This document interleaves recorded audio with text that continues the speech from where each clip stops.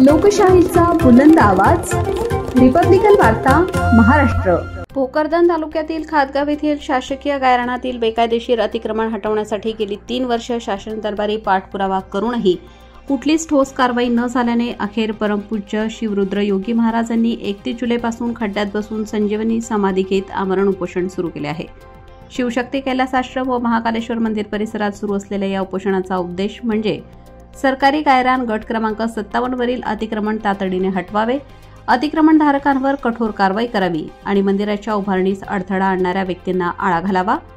योगी महाराजांनी आरोप केला आहे की मंदिर परिसरात काही अतिक्रमणधारकांनी जनावरांची मुक्त वावर करून मंदिराची नासधूस केली आहे, तसेच उभारणीस असलेल्या रचनेवर धोका निर्माण केला आहे। धमक्यांचा वापर करून परिसरावर जबरदस्तीने ताबा मिळवण्याचा प्रयत्नही सुरूच आहे। प्रशासनाची दुर्लक्ष वृत्ती। गेल्या 3 वर्षांपासून तहसीलदार, उपविभागीय अधिकारी व जिल्हाधिकाऱ्यांकडे निवेदने दिली गेली असूनही कुठलीही ठोस कारवाई झाली नाही।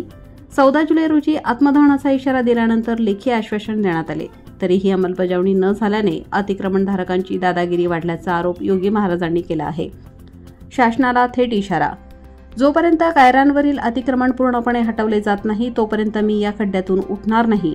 माझ्या जीवावर काही विपरीत घडल्यास महसूल प्रशासन जबाबदार राहील, असा थेट इशारा महाराजांनी दिला आहे। लेखी आश्वासनानंतरही आंदोलन सुरूच।